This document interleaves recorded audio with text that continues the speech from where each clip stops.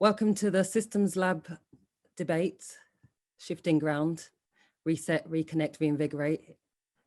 It's really lovely to be here with you all and to be part of this discussion. I was invited back from last year in order to curate another follow-up panel discussion. And last year's one was Tick Box, Break Glass, Look Pretty. And we fortunately have the same panel joining us again for today's event, which is really lovely. I don't know if I introduced myself with my actual name, but I'm Anthea Lewis of the Blulilli projects. And I'm just introducing this event and I'll hand over to the panel shortly. It's fantastic that we can all be here together and found a way to reunite with this amazing panel that we have tonight.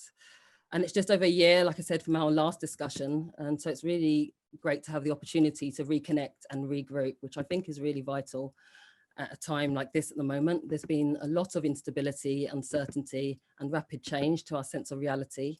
And so being able to come back together and touch base feels like something that's really necessary for us all. And with so many urgent issues pressing to the forefront globally and challenges faced collectively and individually, it was difficult to know how to frame this discussion and what to prioritize. We decided to hold some focus groups to find out from other people within the sector what they feel they need at this moment in time and what's being said and what's not being said that needs to be addressed. So we formed small hubs where we invited women of color from the creative sector to share their thoughts and their needs and find out what it is that we should be discussing should come to the forefront.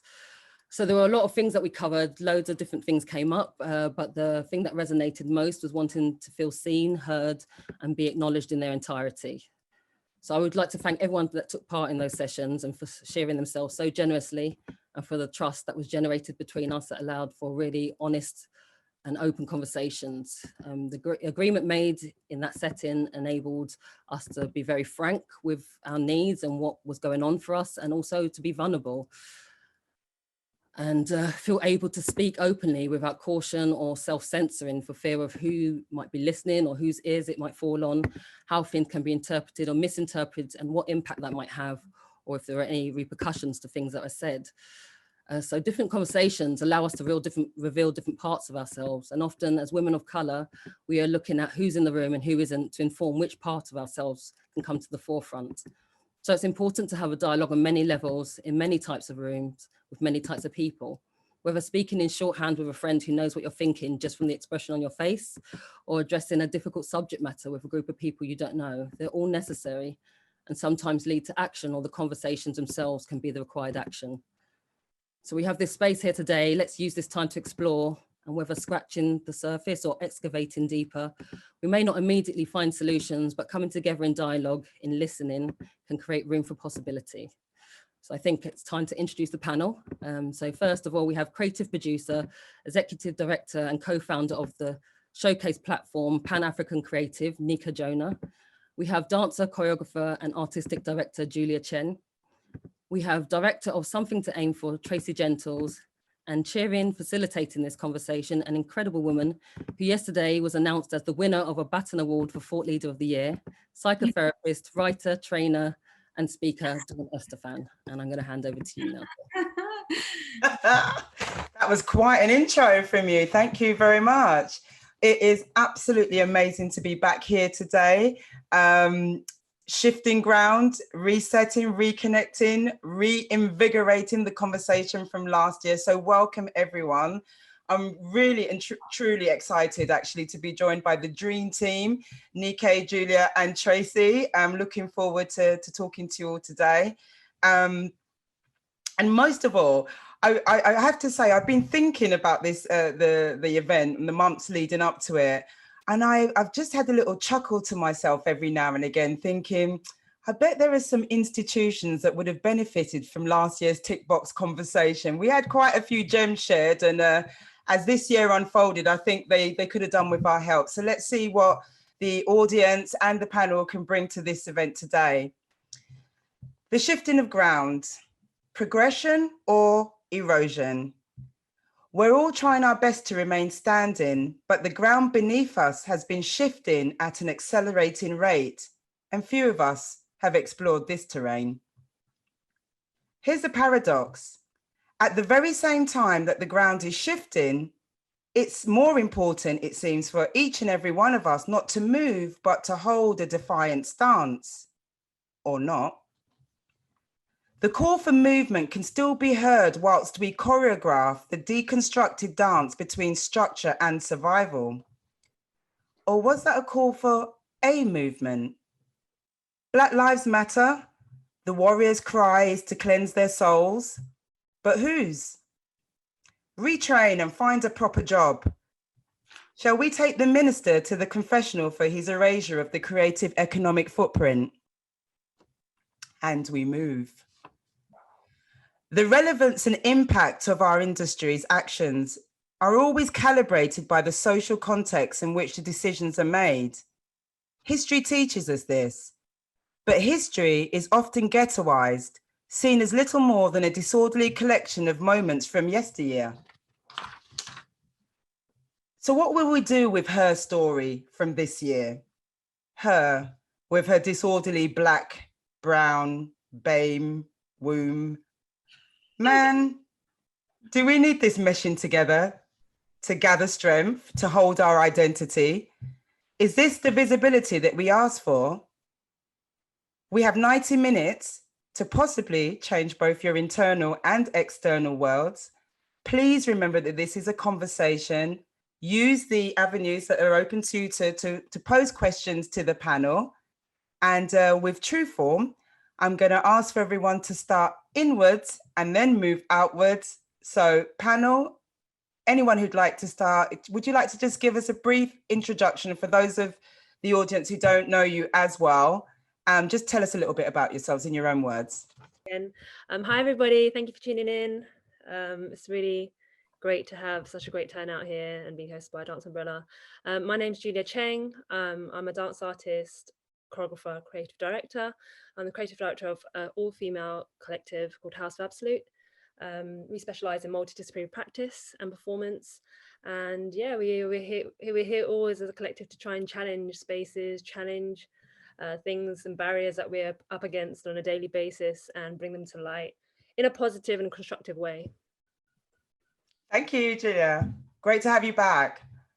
I'm Tracy Gentles. I'm the creative director and CEO of Something to Aim For, which was a new company that we set up actually last year, and we launched it in February just before COVID hit.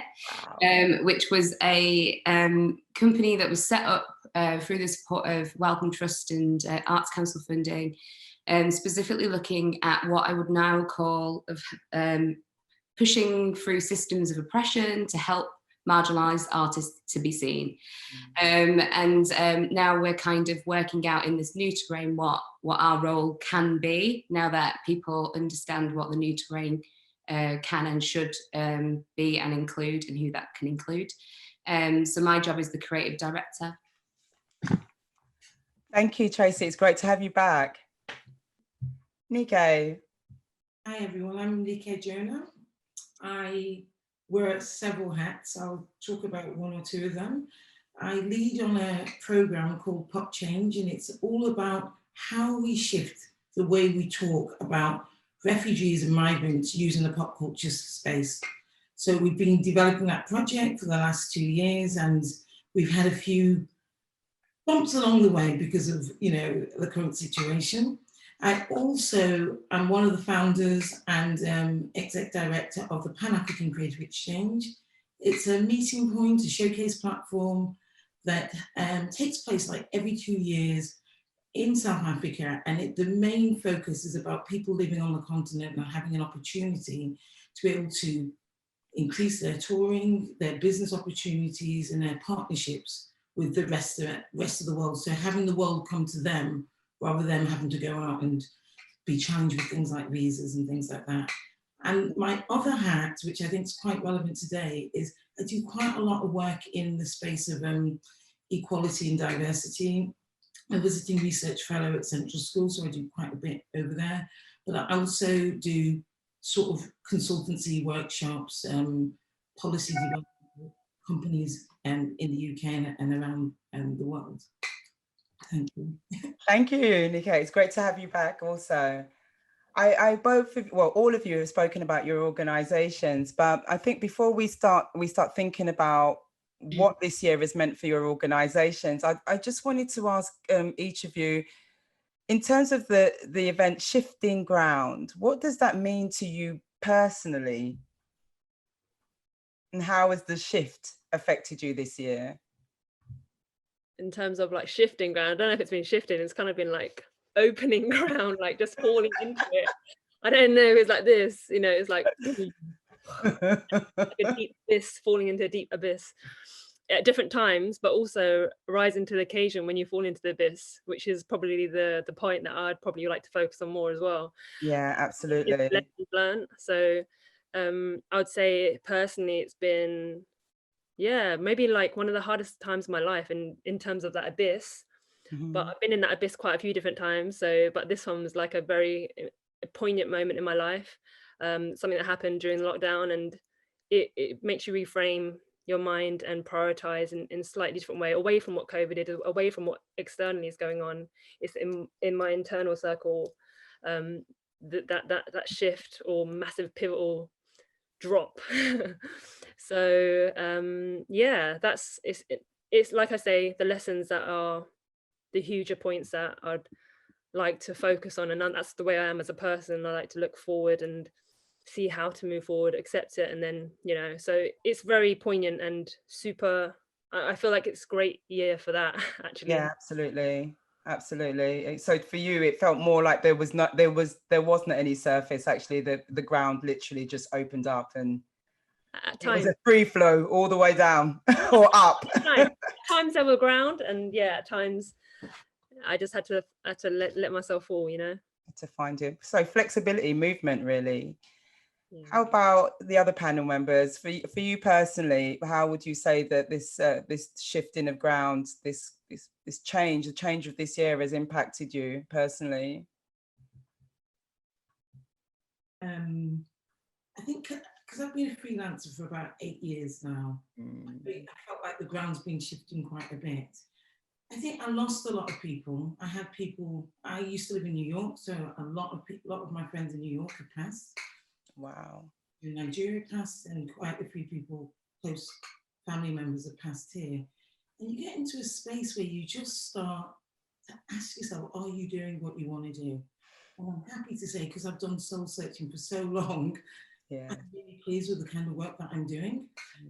I think what I did do is I started to realize that I wasn't really, I used to I do a lot of freelance from home, and I used to just sit on my bed with my laptop or on the sofa or on the dining room table, and I never really had dedicated space. So I'm now sitting in what I call my posh shed or my studio office, and I had built this office. The money I was saving up to fix my kitchen, I now said, I need a dedicated office space, and it's bright and it's lovely in here. And I feel really proud because it's one of those things that I've been thinking about for ages. And now I got to this point where I thought, I'll just do it. And then I also got to the point that I was going to challenge myself to do things that I'm not comfortable with. Everyone who knows me knows I'm not comfortable in the written space. I've written my first 5,000 word essay, and I'm really proud of it. It's great, good for you. It took forever. It took about 2.5, 3 months. Really agonizing, a lot of vulnerability, but I just kept thinking, if I'm here, I need to do things that are meaningful, and I need to just keep facing the fear, because then you feel more alive. You're going through the range of the emotions anyway, so you stay connected to them. So that's kind of where I'm at. And every day, like tomorrow, if you ask me the same question, I might say something completely different, but I'm prepared to be in where I am right now. So that's me. That's wonderful. Both of you, you know, thus far talking about the wonderful Emma Gladstone's just commented that you rise to the occasion when you fall into the abyss. And I think that's what you're both saying thus far. Like it's things have not been how you haven't been able to decipher what it is around you, but there's somehow finding ways to find resilience in the space that exists as it is right now. Tracy, what would you like to add around the impact of this year on you yourself personally? I think firstly, thanks for holding this panel again. I think having a marker of a year ago is really useful, because I think that I feel like I haven't really stopped in a year, but so much change has happened. I think that personally, I've had some incredibly difficult conversations with some very close people to me. And I've had the conversations that I wish I would have had with people who are not so close to me. And I hope that they're happening. I feel like I'm also really thinking about what I want to do. I've recently moved out of London and in Glasgow now. Hello from Glasgow. And I'm just thinking about, actually, I think a lot of the time the Something to Aim For was set up as a support mechanism for artists marginalized, because I started my career as an artist and there was no context for the work and there was too much risk around practicing.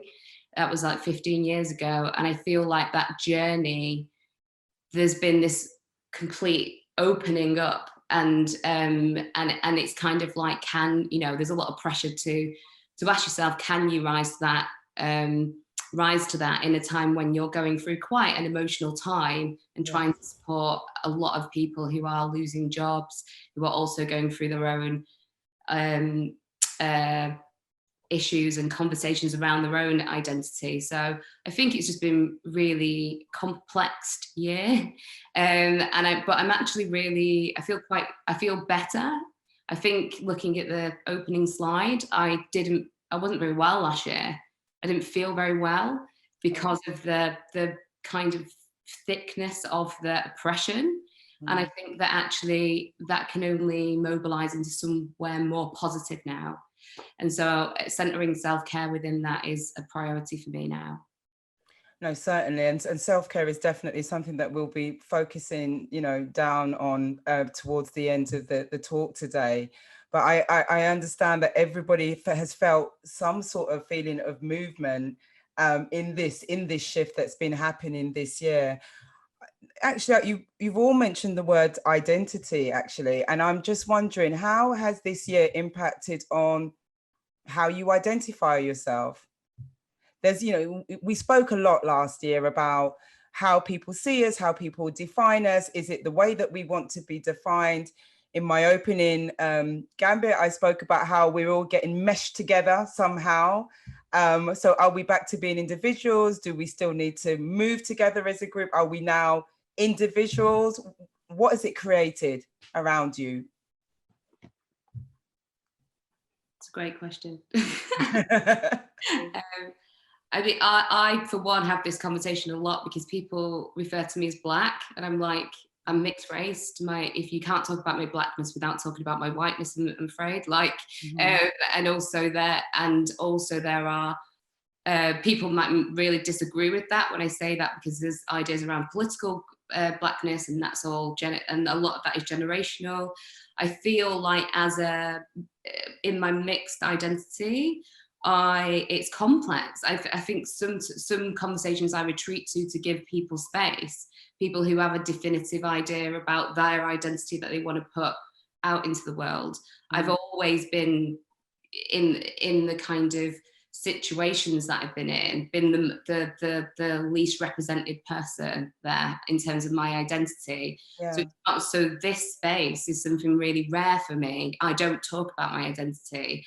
I support marginalized artists and communities, but I don't necessarily lead that through myself. But I do realize that it is important to do. I just think it's this year has really been complex because I've had really difficult conversations with my white brother, who's given me a big apology, and he's been like the biggest protector in my life, out in the real world. And I've had less, people, white members of my family, asking me if they have to be nice to Black people today because there's protests on. This is the real world. If you want to get real here, that I live in. So you can take that into a work context very easily, and you can map that across. It's not, I talked last year about violence. It is all violence to me. So I feel like it's complex. And when people say you're Black, I acknowledge my Blackness, but I also talk about my mixed identity within that, because I do think that's important. That's a great answer. I actually, extending that out a little bit further, do any of the panel members feel as if they have been forced into identities that they didn't necessarily feel were important to themselves? Do you feel ghettoized by the fact that, you know, there's been so much concentration on race this year, there's been so much concentration on doing the right thing, getting it right, and so in some ways it's increased visibility, that visibility that we kept speaking about last year. In some ways it has increased a visibility, but is this the type of visibility that we were looking for? And again, because of the changes in the environment, in the work environment, in the industries that we work in, have we lost part of our identities? Honest, I think because I have been working in this sort of racial justice, diversity, and equality space for a long time, these questions have come up for quite a long period of time. I'm sometimes in some rooms, I'm the only person of color in the room, and I'm pleased to say that on a couple of boards that I sit on now, there's 2 or 3 of us, which is great. But I think sometimes I know I've been tokenized, but I just claim the space and use it to kind of move things forward. I can't say I've seen a massive shift. I think it's questions that they've always been at the forefront of my mind. And I think I've sort of started to really look at this place when I was living in America. And when I lived in New York, I remember people used to ask me, because everyone thinks I'm Caribbean, they always think I'm Jamaican. And then I go to South Africa, they think I'm South African, but they never guess Nigerian. I remember in New York, so many people would be fascinated, like, where's your mum from in Nigeria? Where's your dad from in Nigeria? And when they would introduce me, they would always introduce my biography. This is Nika. And they'd say, her name's not Nike, it's Nika. And then even go into the meaning of my name, and then go into the history of my parents, how they met, and all of this, things that you think you're just telling them, but they're so interested in your biography, in your link to Africa. It was very powerful. And it's something that always stuck with me, because they really, it was the first time in my life where anybody really shown any kind of interest in my background. So I think from that, I've always kind of, I travel quite a bit internationally. I've always kind of carried that with me and worn it with pride, if you like. So I can't say I've done massive shifts. I think the one thing that comes to mind is that when we talk about this pandemic, and it's going off slightly, is that in Asia, I was in Korea last year, lots of people still wear masks because they had SARS, sort of like, I think 2013 or something like that. But across Africa, they're pandemic experts. We deal with pandemics on a regular basis. So some of the things that we're experiencing for the first time, and some of the ways that we talk about pandemic, we're sort of ignoring some of the people in the population who've had experience, who've lived other places in the world, and they've had real experience of lockdown, having borders being closed. I mean, I remember a friend of mine's father was stuck in Sierra Leone during Ebola. He went from being quite a wealthy man to being almost destitute because it was so awful over there, what was going on in terms of trying to get money into the country, completely shut down, and they're still sort of going through a bit of recovery from it. So I think we always have to remember that there's other people whose ground shift all the time. I'm in touch with people in Nigeria, and what they go through in terms of their lockdown, it means some people die. They don't have any way to feed themselves or to, figure out what the next steps are. It's devastating. It's, so what I found now is I'm giving bits of money to causes that just touch me, and I think I'll give a little bit of money here, a little bit of money there, because I'm so much more aware of those that don't have anything, even people here in the UK. But I think it's important to kind of recognize there's people, most probably even in this audience, who've been through all sorts of pandemics, and it's good to kind of note that. Thank you. And actually what again is coming through in the unconscious of the conversation is this thing about difference and understanding that, you know, there's not just one type of experience, there's not one type of being, not one way to be. Someone has made a comment today thanking you, Tracy, for bringing up the complexities of being mixed race. As you know, as a topic actually that's often left out of the general dialogue. So thank you for that. And another member of the audience says that she feels distrustful of the visibility at the moment, a little bit exposed and a little bit exploited. So I'll leave you to think on that if anyone wants to make a comment about that. Julia, if you've got something to add.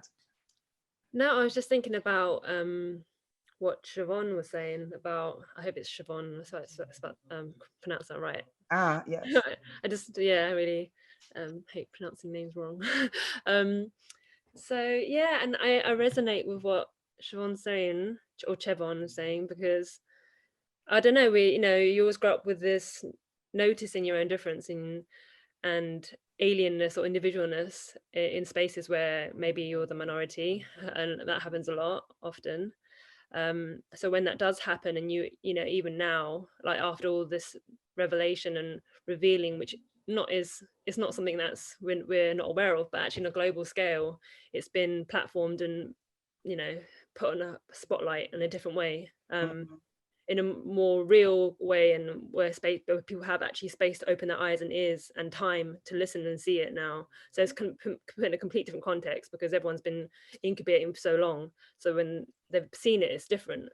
So when you know that everyone's has this extra kind of concerted effort and awareness to it, which is appreciated actually, from my point of view. Yeah. And you are still part of those conversations, and you are a minority, and you see yourself, a reflection on the screen like a Zoom call, and you're like, hold on, how come this is still happening?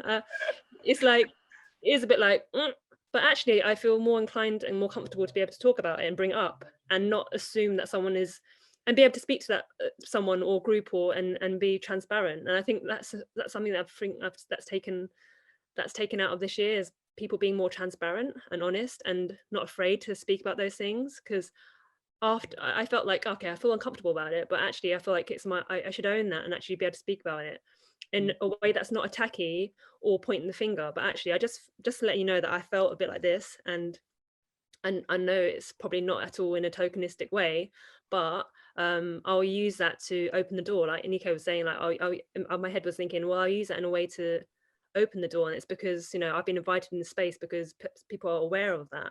And maybe that's why they've invited me into that space, and not being so myself, questioning my own defensiveness of it, actually, a bit more. Well, actually, leading on from that, then I would ask, are these types of conversations coloured by institutions? I think we saw a recent example of the National Trust being sort of scolded by the government for having a conversation about what they wanted to do with the statues. Yes, I think when everyone was doing that solidarity, you know, we're in solidarity with George Floyd, what I found quite horrific was the amount of organisations that then got called out by staff or former employees or students or whatever it was, that said, well, actually, that's not true. You've done X, Y, and Z, and you don't stand in solidarity. And there's this whole sense of looking over there and looking at America and saying it's happening over there, but it's not here. Somebody my brother the other day, and he said he had a really good conversation with, you know, one of his Black clients, and he said, I had no idea that people were going through so much, you know, problems and challenges over here. He said, I thought it was all done and dusted. And I think lots of people think that. But what I guess I found quite challenging is the amount of people who put out those solidarity statements, but they had no backup. They had no action plan. They had no way of thinking, how are we going to address it? And Lois Keedon from the Live Arts Development Agency looked around and said, actually, this industry is actually quite white. My exec team is quite white, and I have to take some responsibility for it.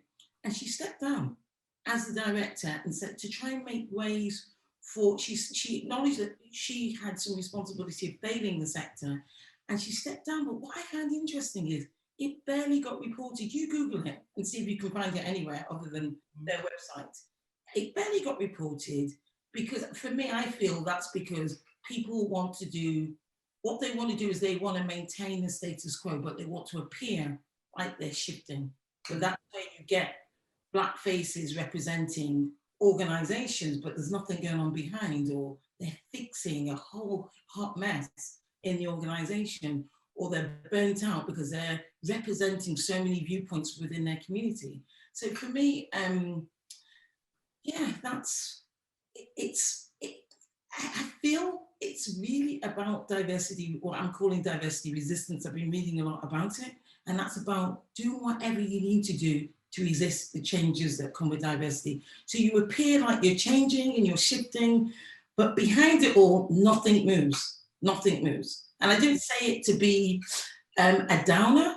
I say it to be that we must be aware and we must unpack the unseen dimensions, and we must know how to navigate it and support other people to navigate it. Because I know I've been fooled. I've been fooled and thinking I'm moving things forward, and they just stagnate, just stand still. So it's Karen Gallagher has written a comment stating, I think just having, sorry, it's jumping around a little bit. I think just having the opportunity to own your own values and beliefs right now is so important. And I'm going to build on that statement a little bit, because are we still looking for change to come from within the core of organizations, rather than kind of understanding that the change has got to come from us? So what do you think? Has anyone got anything to add? I was just going to add to the point before, but linked that, is that I think that the problem with institutions or organizations that were part of the past world that we're moving beyond now, is that you'd have more trust in it if it didn't feel like a strategy for survival. And so therefore, and that's something that doesn't go away. It's very heavy. Like that is even if it comes from a really good point, and to pick up on the Lois Keedon thing, it was such a great, I know Lois, it's such a great statement, and I agree. It's like, where's the reporting on that? But what other people? I'm waiting for the, it's not really the Lois Keedons of the world that I was waiting to do that. And so it is a great opening up for an opportunity of someone, but sometimes the allyship, this is what I worry about at this time. Where are the allies in these organizations who are holding that up, who can see us through this shift? Because actually they do get it.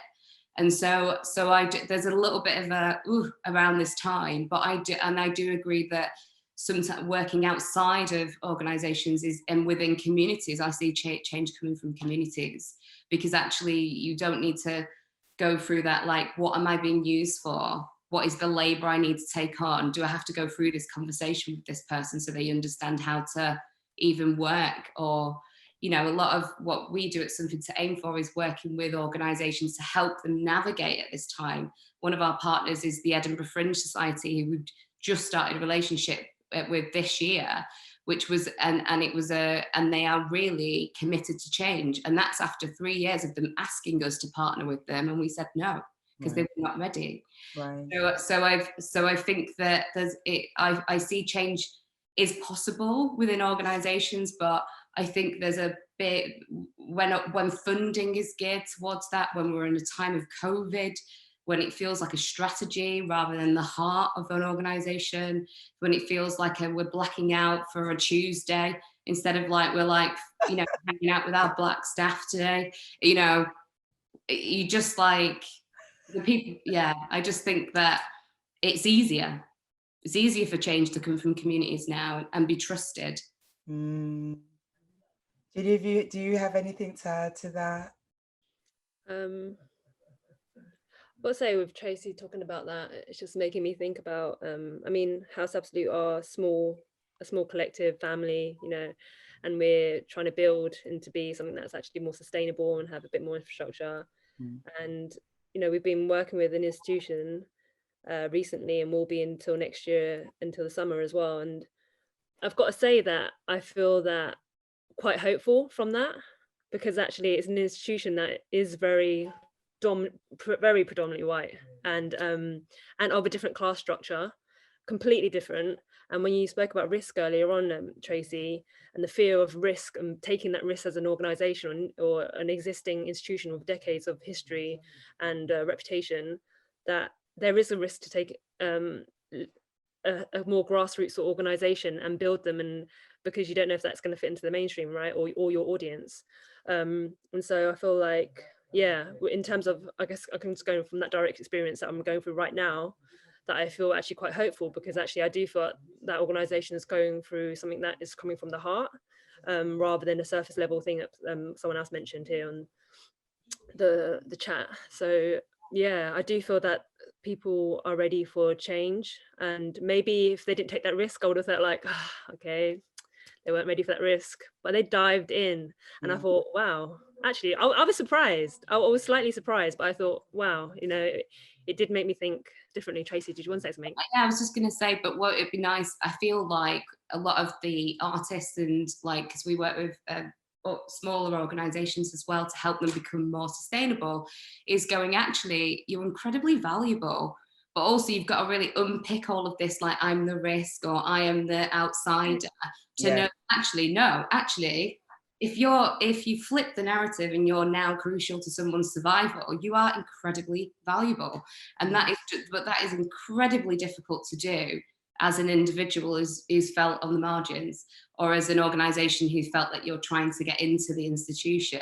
But the institutions need that.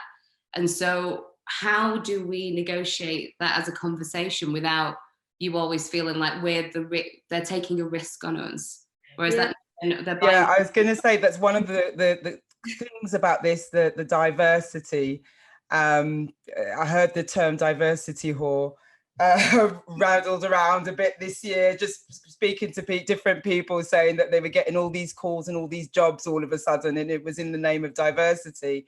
But is there something about this diversity that everyone's talking about that actually is quite minimizing in terms of, well, you're only getting a seat at the table now because that's what we're focusing on?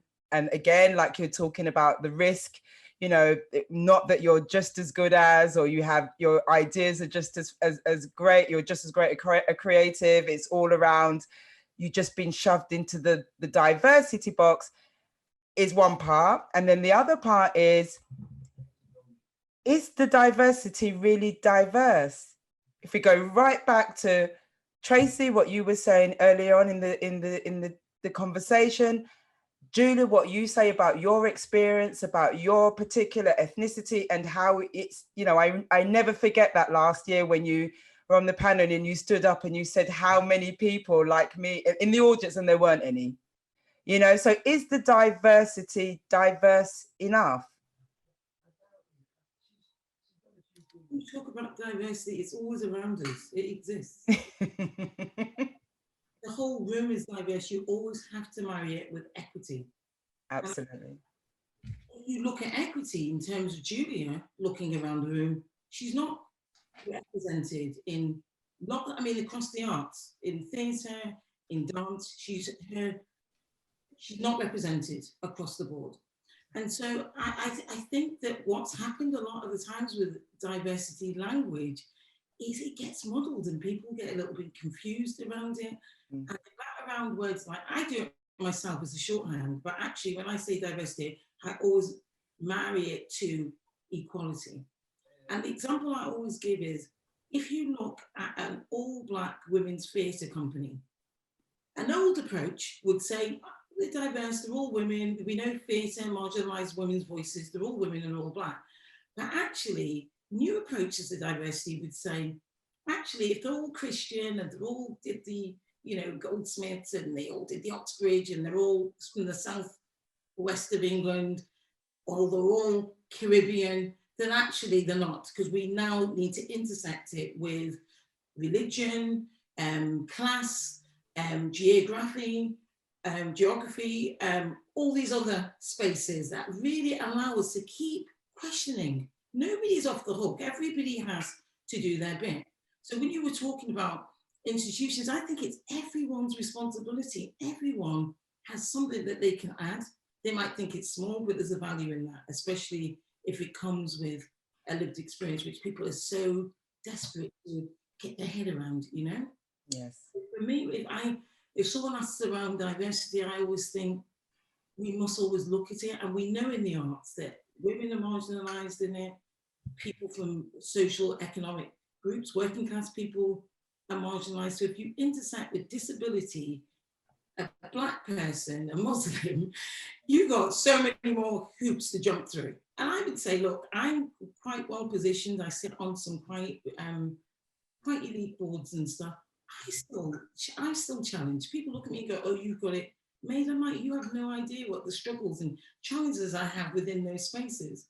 So even though I seem like I'm a little bit close to the center, sometimes when I'm in the room, I feel so not understood and so challenged by everybody else saying one thing, and you're like, what? I'm over here and you're over there. Yeah. Just want to say, I'd like to encourage the audience to ask some questions. It's a conversation, and you're all part of the industry, creatives, and that's why you're here today. It would be lovely to hear some questions from you all. Brenda has just commented, diversity looks like tokenism if it's not framed within equity as the goal. So I think that's kind of just adding to what you say, Nike. So I'm wondering, we've been looking at kind of our own individual experiences. What does shifting ground mean in terms of your individual fields, your organizations? What does the shifting ground mean for you?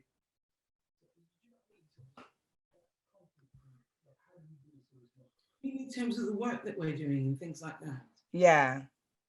I think with the work I'm doing with Pop Change, we've started to look, we've just commissioned a piece of work that looks at race, migration, racial justice, migration in the arts, because even though within the charity sector, the NGO world, there isn't lots of work around that, but actually when you dig deeper, there's organizations like Autograph or the Stuart Hall Foundation or Innova that have been doing, especially in the visual arts sector. They are experts. They've been doing it for a good 30 years. Yeah. Lots of work written, a lot of really good writing that's come out of that space, particularly in the people of color, I'd say, because I wouldn't just say it's Black British in terms of African Caribbean, but it's Asian as well. Space, there's some really interesting work, which is beginning to cross over into other art forms. And I think that's quite interesting. People are now discovering that the next door neighbors actually are saying some really interesting stuff, and they've never thought to go into another form to help develop their own art form.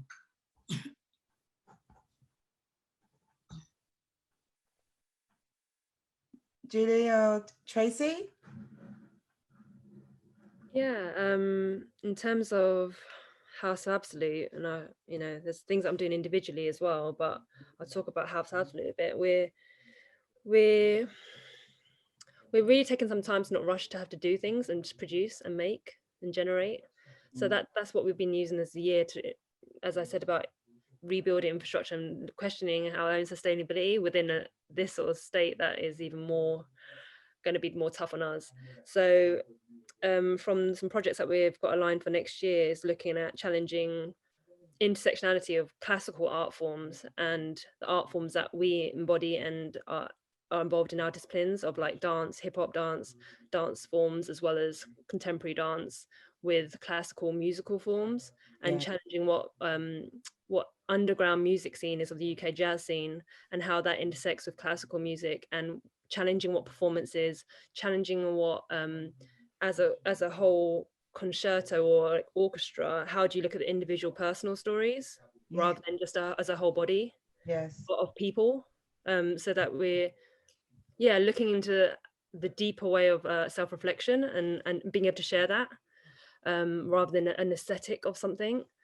Have you had any challenges with being able to do that? Because it's one thing kind of thinking of new concepts around what you'd like to work, what sort of projects you'd like to create, but what challenges have you faced around actually executing that?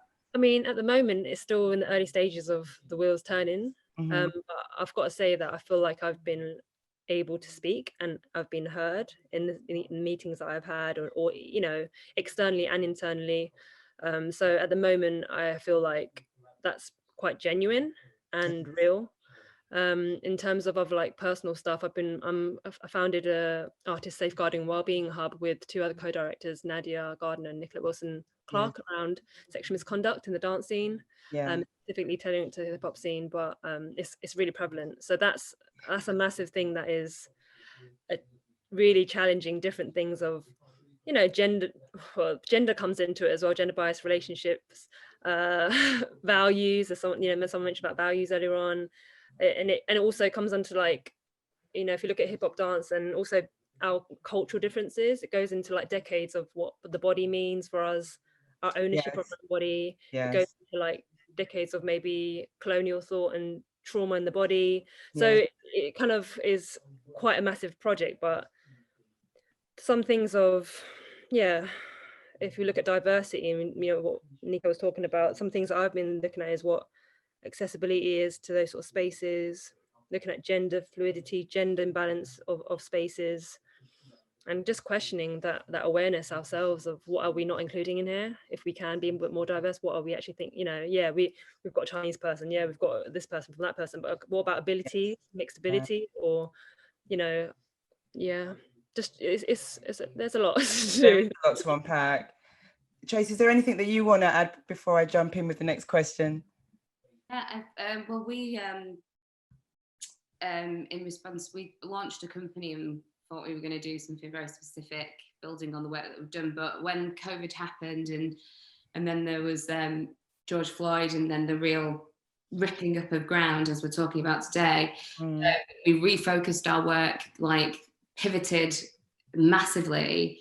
And there's a few things that we're working on that refer to kind of relate to what we're doing. One is we're working with Queen Mary of London's Business School. We've got some academic AHRC money to do a rapid research project. So it was last a year to look at the project's called Performing Leadership Differently. And it's all about models of leadership, looking at race and class to really, and then the idea is that we would look at these different models and the success of these models and how we might support people in a more robust way moving forward. So that's one of the projects, as well as like a digital project, Stick of the Fringe Festival, our work between arts and health that we're trying to mobilise. But we're really interested in how we might really support a different view around leadership at the moment, and kind of highlight and championing that. Actually, we're hearing about all these wonderful projects and how you've been able to, you know, focus in on different things, tell different stories. And that leads into a question from Katarina. And she says, how do we measure the success of diversity?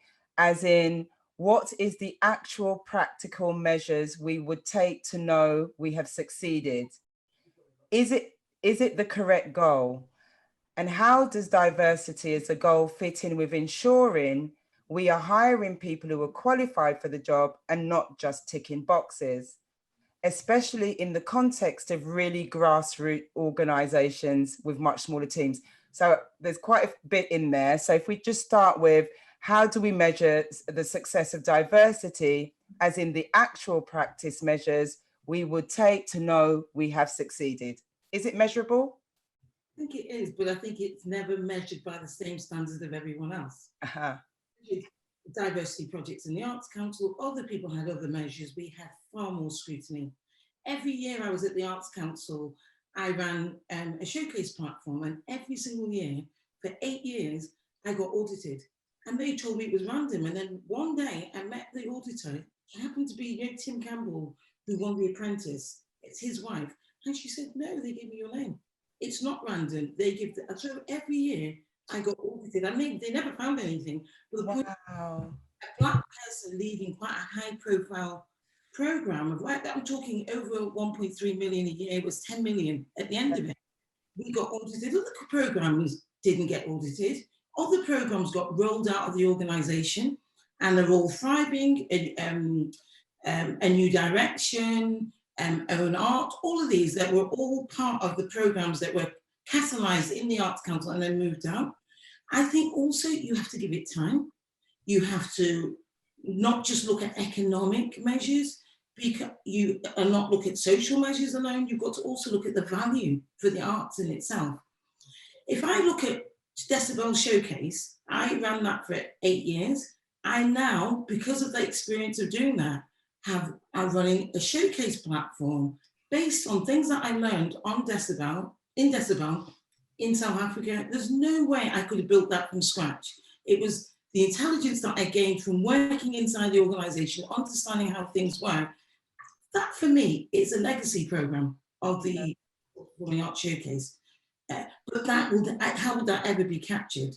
How do you capture things when the memory of the organization is lost? So it's lost sometimes because people leave and they leave with that information because it's never properly archived or interrogated, or they just plain give up. You know, I've got a great example of somebody who's in dance, who's very senior, very highly respected, who said, I'm fed up of trying to make it work. And she went to learn she went to train to be a bus driver because she wasn't able to make it work at the level that she'd already hit the ceiling, her head was bleeding. So I think that diversity measure, it needs to be stripped back. And something that Canada Council are doing is they're saying to arts organisation, collect the data, but we don't expect you to interpret it. Because how can you? Who's going to say the stuff was rubbish? Most people would say, oh, there was some challenges, but we know what to do, because nobody wants to not get the funding. So Canada Council of the Arts are really taking it serious and really trying to look at what are the measures that are important, not just economics, which if we're always bowing to economic measures, you'll never win, because we don't speak the language of economics, we speak the language of arts. And this problem is where the funders are coming from our economic space. We're not. We're coming from the language of arts. And we as an arts sector haven't really articulated the case. I've not heard it. I always feel it's a bit flimsy and weak, and sometimes it's all floaty and intangible. So the average person on the street is like, what the figure are you on about? Talking about, that's right. It's different language. But then one of the things that came up in some of the focus groups leading up to today's event was the suggestion that there should be some sort of umbrella organization, some sort of hub that collates grassroots information, projects, you know, just to build a real historic narrative around what is being created and by who. And maybe that's a measure of legacy, history, success. What do you think? I was going to say some of the things that you were just talking about there about the need to kind of join up the dots between the dropout, because the dropout of the sector and the amazing resource that we've lost over the years is immense, and we need it now. And so actually I know there's the Museum of Colour that started to do some of this mapping, but also I think that some of the work that we want to do around diverse leadership is about that. Where do people end up if they do move sector, and what are they bringing with them, and what can we learn about those people? So there is a legacy that's feeding back. We've had conversations about our organisation, the positioning of our organisation in a sector support kind of position. And at the point we were talking about this about a year ago, thank the Lord that we were not a support mechanism for marginalised communities, because of when COVID hit, and then people really realised the depth of inequality in the arts. I think that we would have been overwhelmed, we would have been unwell, and we wouldn't have lasted. So I think that now is the time for the arts councils of the world and I think that they are taking this really seriously about how they're remodeling support for the sector, and how projects that really do map and celebrate legacy are supported. Yeah, I agree. Julie, have you got anything to add to that? I was just thinking about your initial question, and also just like digesting what Nike and Tracy were saying. And yeah, I think it's like not a set answer, but also there is a constant state of evaluation that I feel like can and communication and dialogue that potentially can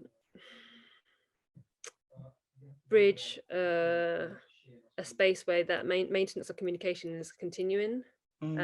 To be able to, whether it be journaling as an individual company and having actually real diary excerpts of what you're feeling about things, and then being able to show that up when you debrief every month or at the end of the year or end of the project, that there is that time to actually say how you feel. And I am, to be honest, yeah, like if someone gives me funding, I'll be like, yeah, great. But if there's actually things that go on, like I don't think that we have to be afraid to say that there's things that have gone wrong, because like or not, or could be done better, should I say, not gone wrong, but there are always ways that we can improve. I think it's important for us to be able to, I mean, yeah. As Nike said, you know, it affects funding. So yeah, I mean, that's the thing though. That's another thing. It is reputation and it is those things. And I guess I'm in a position where I do have that risk, not risk, but I put that myself in those positions sometimes, and I have to be careful of that as well. But then I think if we don't say our truth, how can things ever change?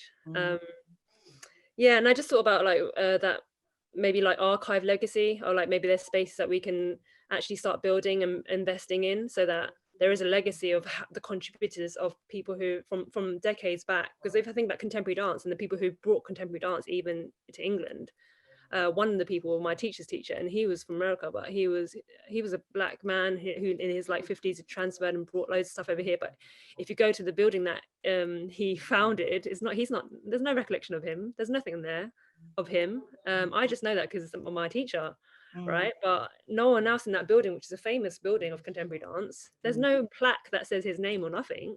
There's no imagery, there's no visibility of his contribution. Why is that? And that's also something that I question. I think why. And the other thing about there's a few things, but when Nico speaking, I was thinking about cultural intelligence of a space and realizing and having that awareness of even being able to identify that there's that discrepancy in a space and being able to recognize that, whether you be any sort of person. I'm not saying just a person of color or any person that's, you know, white. If then being able to recognize that in a space is already the first thing to notice the discrepancy of someone not being able to be their true selves in a space, or feeling slightly different because they've had different upbringing, different education, a different cultural experience growing up. And the other thing, I mean, I'm not going to go into too much, but I think that's really important when we talk about cultural intelligence. Yeah. And the thing was talking about when I think it was Nico or Tracy mentioned something about being ill, or that person that went into learning to complete abandoned dance and went into a different career because she was hitting the roof of it. And it just made me think of weathering and the weathering of people and the microaggressions that you're always used to, the weathering of continuous discrimination. And, you know, as a stat, it takes up to like 10 years of your life as an ethnic minority person because of the sickness, the stress, the constant having to protect yourself, being on guard. You know, there's a study on it from Dr. David R. Williams from Harvard. Yes. And that one is like, you know, how much, yeah, anyway. No, it's not. Anyway, don't ramble. I want to make sure everyone gets a space to speak, and I'd love to hear from the audience live as well. It'd be great to hear their questions. Well, I think there's, you know, we're moving into like questions about intersectionality as well, and we're looking at, you know, the experiences and being able to document the historic experience of women in the creative arts as well, because there's very little for us to flip back on to say, well, this is what came before, and missing from the narratives, particularly in the UK as well. There's a question here. What are examples of where you have truly, honestly, let me start that again. What are examples of where you have felt truly, honestly valued as an amazing intersectional human this year?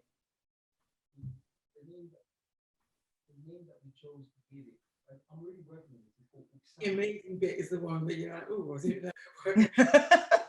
Work with my co-founders at the Pan-African Creative Exchange. I just adore them. They bring something else to the way we work. I mean, they're two white guys who recognize the privileged space they sit in, and they understand how to use their space to open doors for others. And I think for a long time when I started working with them, they kept saying, gosh, we need you as much as you need us, you need to work with us, but always valuing that and always encouraging and bigging me up. And, you know, I did a lot of international conferences off the back of one of them who's linked to ISPA in New York. And I really like working with them because I think it's what it feels like when you've got the wind behind you instead of in front of you. It's just, you feel like things are going smoothly, and you feel you can take risks and you don't feel so nervous because you feel like you've got these people around you that 100% have got your back, and it's really lovely. And I feel like they're my brothers. They really are. And I always feel that whatever happens, they've always got my back, and they're always very supportive of what, even outside of the work we do together, I feel very cared for by them. It's really nice, you know. I'm not suggesting that you would be, but does this inform how you want to work with other people and how you treat others when you have experiences like that? I think I'm kind of known to be a networker. I'm very good at hearing what people want and just networking them into people and hooking them up, getting jobs. And I was bringing a lot of people into my space, and some people would think, well, how are you getting all this? I put in work. I put in long hours. I meet people for coffee. I meet friends of friends of friends for coffee. I mentor people without getting paid for it. I just do what I feel like is my bit, and things come back to you, you know? Yeah. I don't do things to get a return. I do things because I believe in real structural shift. And so what I've now been finding myself is I'm very choosy as who I choose to bring inside my inner circle. You know, people I'll help, but when it comes to working quite close proximity to me, I'm a bit more careful than I used to be. Great. Tracy and Julia, I think this this particular question actually is, it really is starting to move us into that kind of self-care area. So would you like to give your contribution on that? Where have you felt truly honestly valued as an amazing intersectional human this year? Mine's got to be with the team that I work with. I think the complexities of the chosen area of work and just how amazing they all have been is where I feel safe. Have to be very specific about what space is. Like this was really nice to come back. I don't do panel talks because I find them quite stressful. And I did do one with the place, which I just wanted to mention because with a group of artists, and I thought, oh God, and it was and I don't really do things like that. And it was all about artist development, and it was framed in how to be agile. And I really took the decision to talk about where I'm from, which is a working class background in Manchester, not Manchester, the kind of mega city it is now, but the depth of Manchester, and talking about my race as well as my class in that space felt really strategically useful in a really positive way. So I think that was really nice, and the place have always been allies of our work and of me. So yeah, but I think ultimately having that retreat space with your team around you is where I feel safest. Thank you. You're very lucky. That's great. That's a deep question. It's a great question. Thanks, Tracy and Nike, for answering that. I just needed some more time. I was like, oh, I think definitely, I know I keep mentioning the collective I work with, but the people and the individuals within that collective are just phenomenal. Like, they teach me things, and yes, I'm creative director, whatever you want to call it, but actually we all learn from each other, and I'm learning so much from them and their contributions, and I'm learning about trust and delegation and questioning my own preconceived thoughts of things, or and letting go a bit. So that for sure. Definitely like the Artist Safeguarding and Wellbeing Hub as well, because that's literally like everyone's doing that on a voluntary basis, and it's really on the value part of there needs to be a massive shift in this industry. How are you going to do that? It's so big, and it's as big as what we're talking about here in terms of everything else as well. You know, well, you can't talk about one thing about the other without the other, and it all intermelges in the end. So I felt working with such amazing people who have this similar mindset, and it's not easy to find people of that I guess courage to move things forward, even though it's really uncomfortable and really horrible. Like sometimes you don't want, it's heavy actually. It's very heavy, and sometimes, yeah. It seems like what's coming, like, seems to be pushing up in the undercurrent as well, is this whole concept of maybe just dismantling the hierarchy. Less about power and position and more about humanity. And we were thinking about caring about each other as well.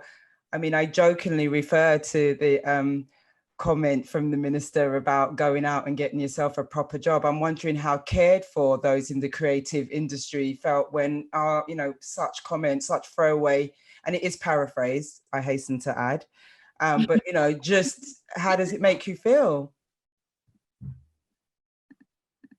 What happened at the Tate in the South Bank when they just made cuts? They didn't even think about the staff. They just decided the people who are not at the top tier, that weren't the artistic directors, were the ones worth getting rid of.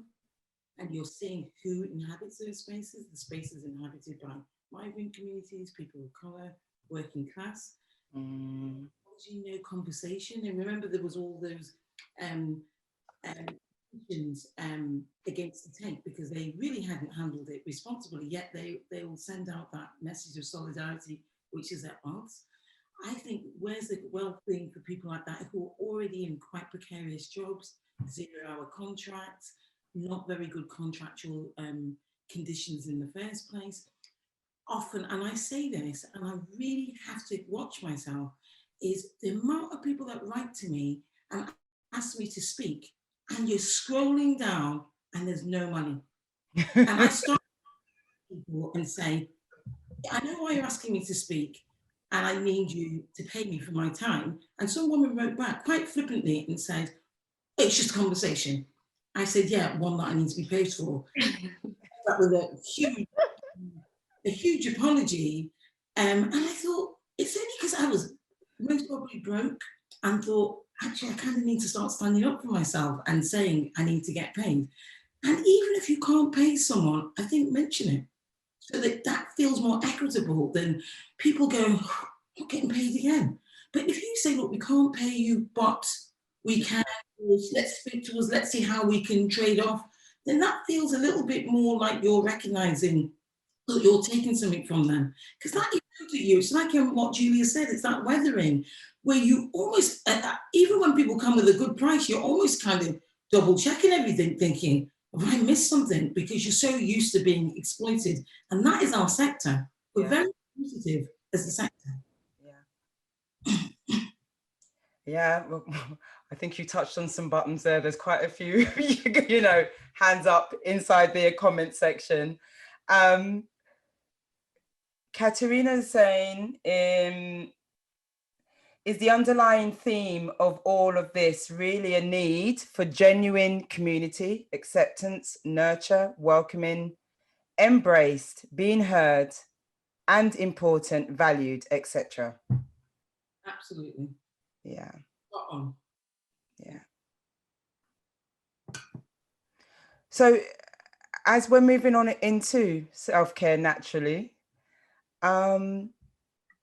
shifting ground is where we opened. And I suppose the question I want to pose to all of you is, how do we feel rooted? How do you root yourself in shifting ground? Or is it that that's not what's required?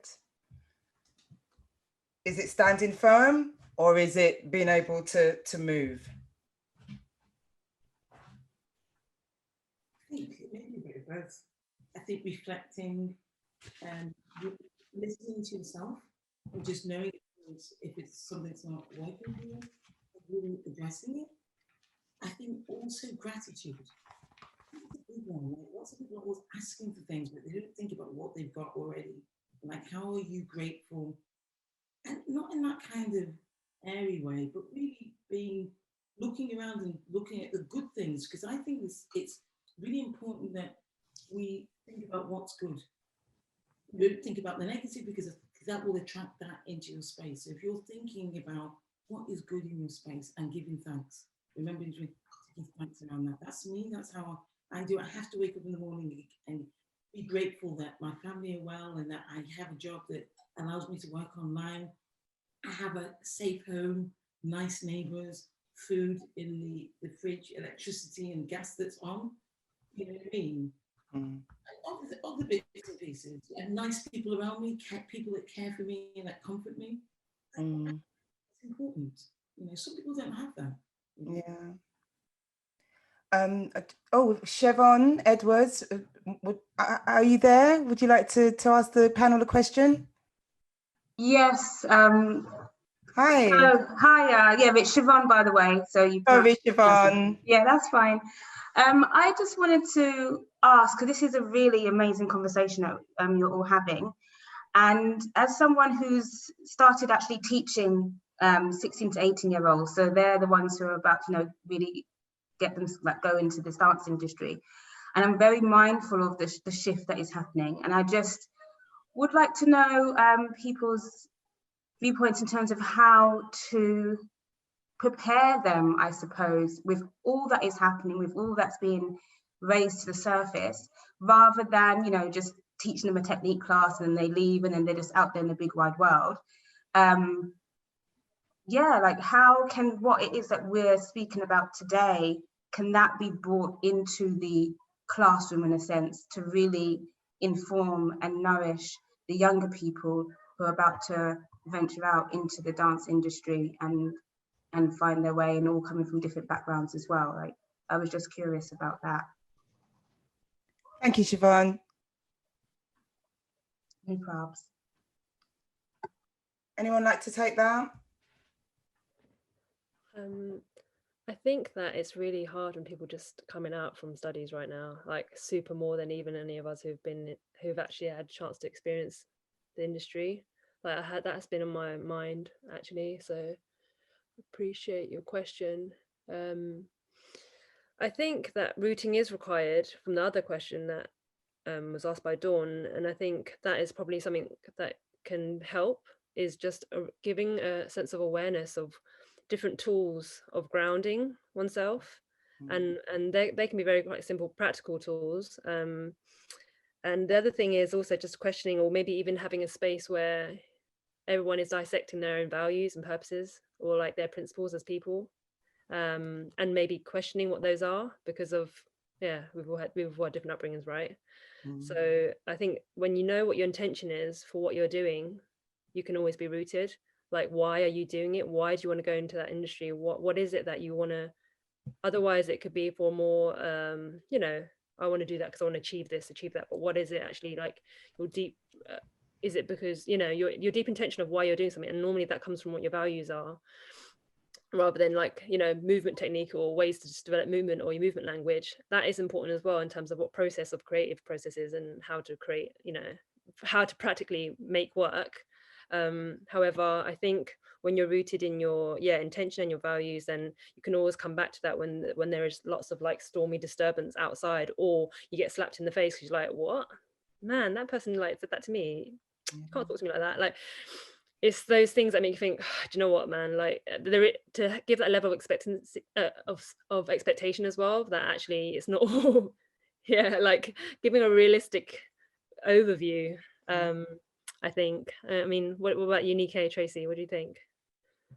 I was just thinking about hiding, when people go and like after you're out of the bubble of being in education, you start to like go, oh, now I need to conform and maybe hide stuff. And I think I think it's or change to fit into something. Yeah. I think that's just distracting, but also it stops you from like really learning. I mean, a lot of the artists that we work who will like become like past emerging and into like mid-career, a lot of the trouble that we see is because they've been like there's a pretense around skills, and you're like, well, why did you say that you knew how to do this? And I think that is about hiding to protect, especially if you feel like you have to conform around identity. That makes it even more complicated. So I think it's just being honest with yourself, and that goes back to like what your values are, why you're there, and it is possible. If someone else did it, you know, it's possible.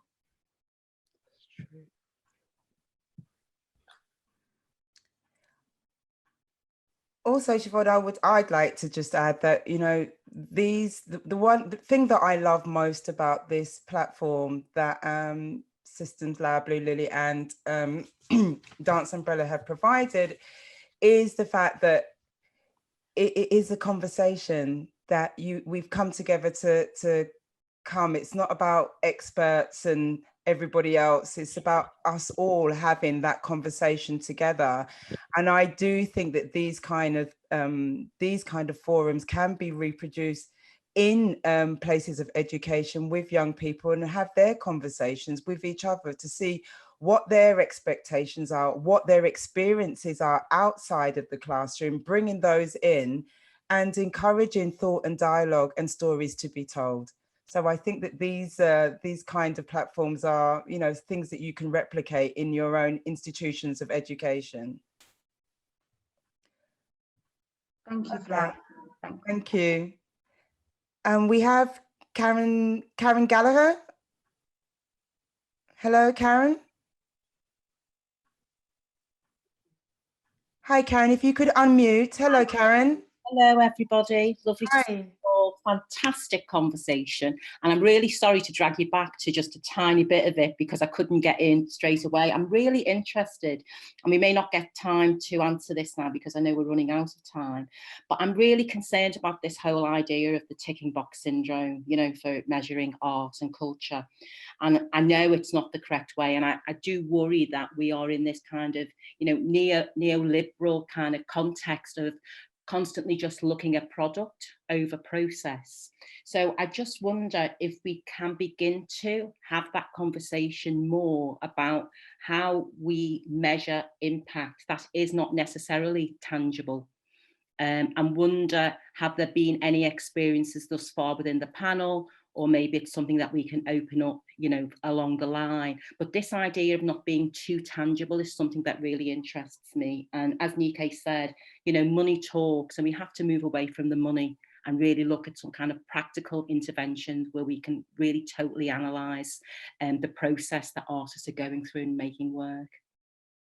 Wonderful, Karen. Thank you. Does anybody want to add to what?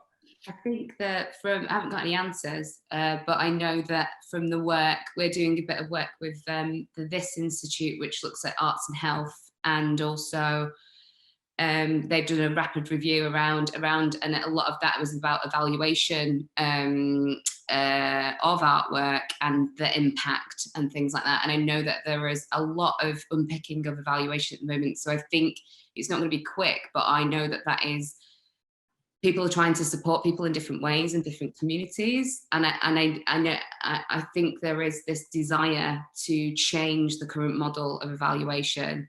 I totally agree with you. When you're jumping through those hoops, sometimes you're doing it like just lip service. It's like lip service, the not annoying stuff, whereas actually the value that you can see here, how are we going to get money to do that work? And they're sometimes at odds, but I think there's a realization now that that's happening. So hopefully that's encouraging. If not, here's what we do. Yeah.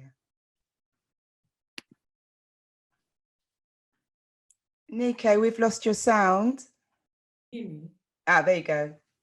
I did a panel recently with somebody from the DCMS, and they were talking about this social value for the arts. I'm like, why does it always have to be social and economic value? Anyway, he talked about in other industries, they have something called the Green Book. My Green Book is about measuring impact. So health will be have it, and transport will have it, and they're introducing one for the arts. And what's absolutely scary is that they're developing it at the DCMS. And I said, well, why don't you let the sector, if you feel like you need to measure those values, why don't you let the sector, the arts sector, take care of it? They said, oh, we've got the chief execs and academics. And I said, Okay, well, what about the sector? So I think that this is going to be a very big conversation, and we're going to see coming up. And he made a comment about the fact that the Arts Council hadn't done enough around metrics. So while we're talking about process, they're not looking at process. And this is what's worrying for me. And actually, it's worth looking at those people who are a little bit more leading institutions and things like that. Keep an eye on the IFCA, International Federation of Arts Council Cultural Agencies, because the chairman is from the Canada Council, and he's very much interested in this impact beyond in the way that you framed it, Karen. So I think he's really trying to address this in a way where the model will be disrupted. And what's really interesting about Canada right now is they've taken a lot of the models that Arts Council England did, and they've evolved them in a really interesting way, and they're staying committed, they're staying on course. So I think they're an interesting country to watch artistically, and they've got way more money than everyone else in terms of investments and stuff. Well, Karen's added that exactly, they are taking a neoliberal view, and it's the politics that end up driving all our agendas. Yeah. Okay, I'm just checking up the message. We're running up out of right. Okay, so what I'm going to do, because we've got some very lengthy statements written in the chat, so I'm just going to read them out. Okay, but can I invite for the last few minutes for people to start putting forward their ideas around self-care and what self-care should look like for those in the creative industries. I think it's really useful that we can build ourselves a toolbox that we can share with each other, and to make sure that our mental as well as our physical health is in good form. I'm just going to read some of the comments that have been missed. And if you want to comment on them, please do. So on the comment on getting paid, Robert Nicholson writes, reminds me of a social media post from JJ Revlon, RIP, to all the conversations that died after you told them your prices. So I think we're all familiar with that. Thank you for that, Robert. We've got here, Katerina says, if we're going on the premise that the underlying theme is community, could part of the measurement shift from numbers and economic models to an analysis and evaluation of the community principles such as valued, accepted, seen, nurtured, etc., both within the organization and its employees, staff, and the organization's customers / consumers. Angela says, thank you, Nike, for the analogy of the wind in front or the wind behind earlier. Forgive the paraphrasing. But this wind in front is no doubt the experience of many young people of color who have a harder fight to get qualified. Equality and developing confidence for young people will have results, but ground needs to be given to them. And the powerful need to give their power away and make room, but make sure they have really empowered so these young people can take the space and own it. Sorry. Put this for panelists, but sharing in conversation. Okay.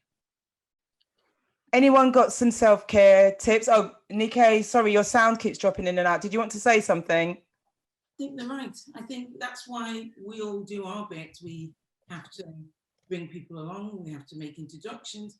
I do this dinner every so often. I call it the dinner of the willing. All those in my network that I think are powerful, I say, come to a room, and I invite people who I think just need a bit of the door to be open for them. And you just bring a dish, because I can't always afford to cater it. So I just say, bring a dish. And we did the last one at the Africa Centre. And actually, a lady that I met when I was at the Arts Council brought the head of Canada Council for the Arts. She brought someone from Mexico. We had an 11-year-old girl in the room chatting to him in French. And it's just literally a mic saying who you are and what you're looking for, but in a quite a relaxed, quite a jokey way. And it's not just pure arts people, it's people who want to share, who sometimes people spend all their life collecting power and then think, what the freak do I do with it? So sometimes they need a bit of a nudge in how to figure out how to start sharing the power or conceding their power.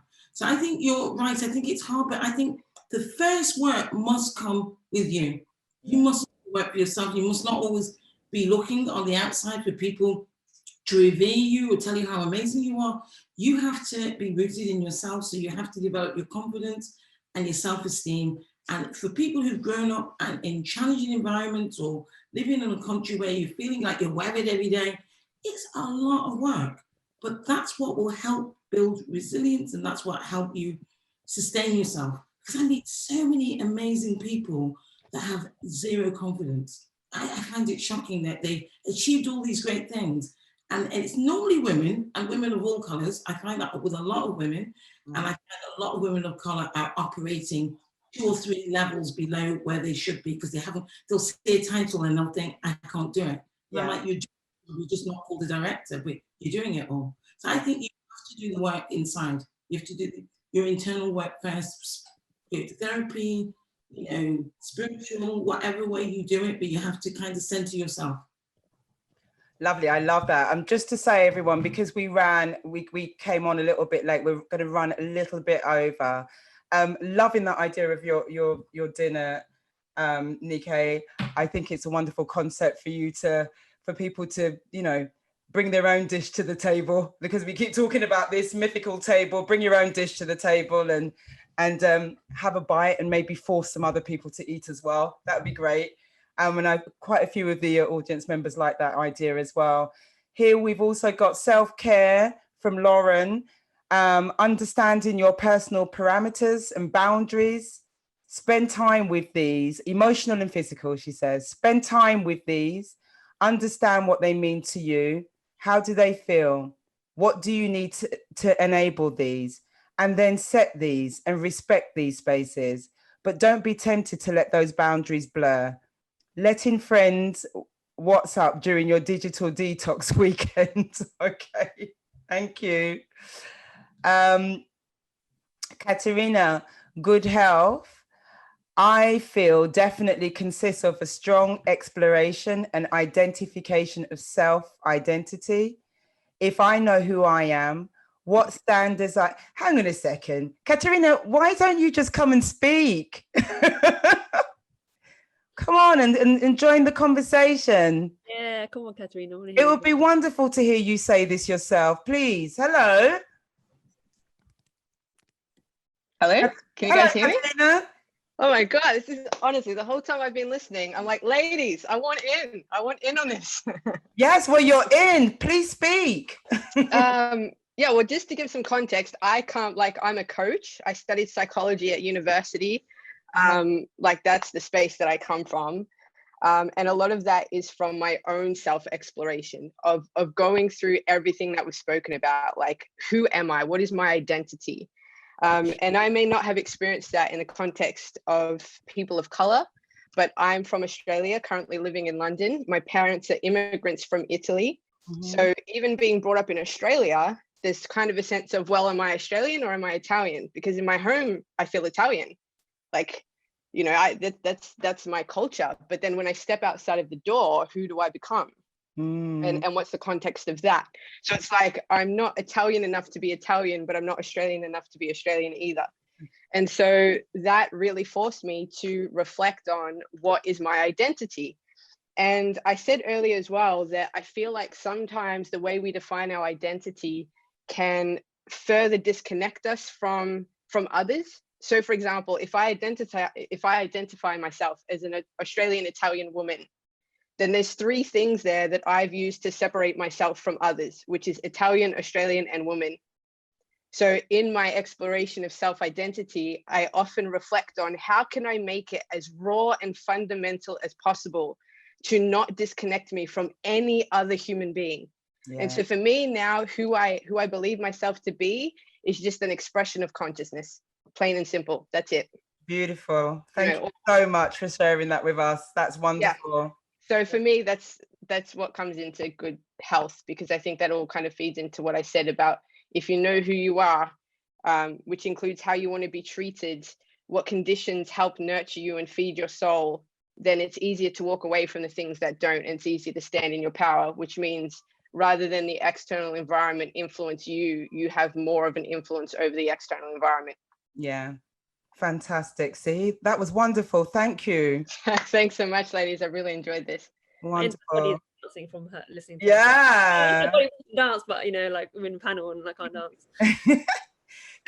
Can I encourage more people to come on and just give their tips? That would be great. It adds something so special when you bring yourself to the conversation. We want to hear you.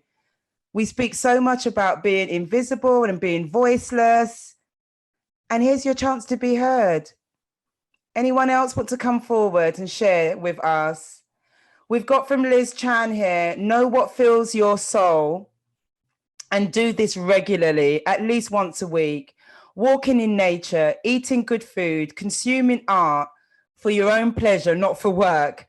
Journaling, free writing work for me. That's wonderful. Thank you, Liz. Does anybody else find, because you're working, anyone on the panel, because you work in the arts, that it's very difficult to enjoy the arts just for yourself?